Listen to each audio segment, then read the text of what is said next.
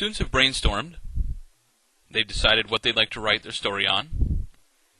And so we are now going to think about how we want that story to be organized, the events in that story.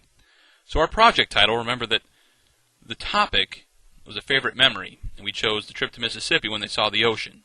So the project title will be The Ocean. We'll put by me.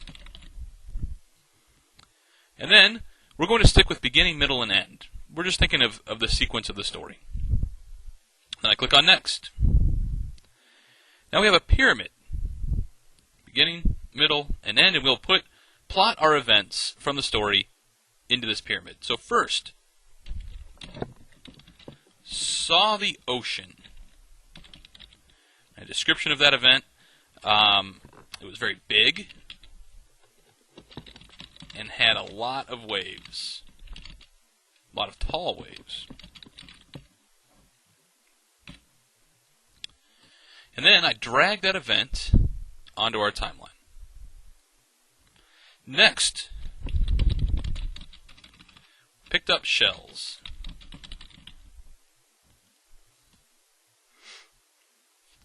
And had a contest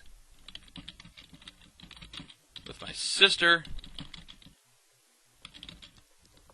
for most shells.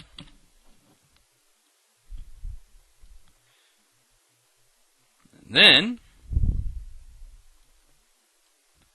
I watched big ships.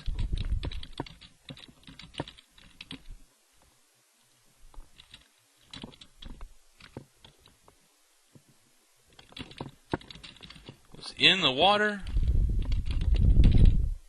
watching big ships.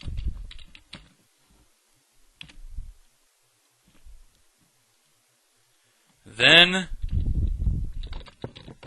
a shark. Saw a shark and ran out of water. Turned out to be a dolphin.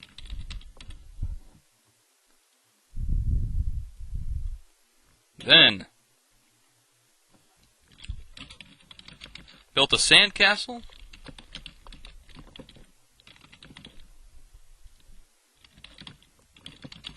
Helped my sister build a sandcastle.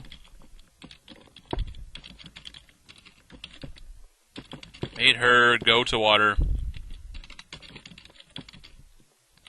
to get water.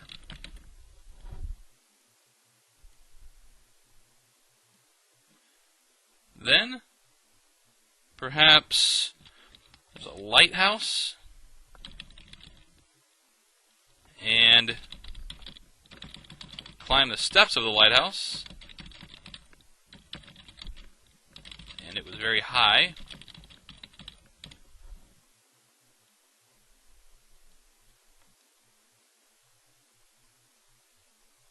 And then, event,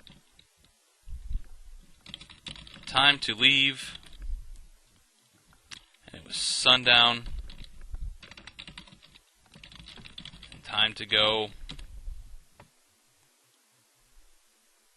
and at the end, found a starfish.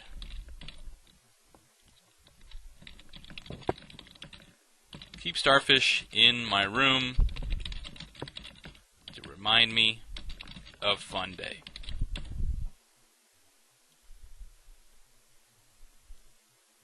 Alright, so now we've got our story.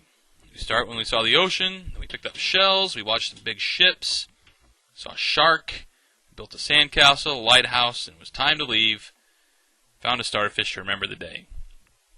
Now, one of the things that you can do is have your students print off their event and their description of the event by clicking on Edit. And we want to choose then Events. So if I click on Saw the Ocean, I can print it. Picked up shells, I can print it. Watched big ships, I can print it. A shark. Print. And that way, your students can have their event and their descriptions of the events, and, of course, their pyramid, and it will show exactly what they need to write their story. So we'll keep things organized. And again, it's a good idea to have a binder for them to put all this information into. Now, the bad thing is there's no way to save this to readwritethink.org. If you don't print it, it's gone. So it's a good idea to tell your students that. Remind them they can click on Edit and print off each one of their events. And they will have what they thought about that event and the event itself.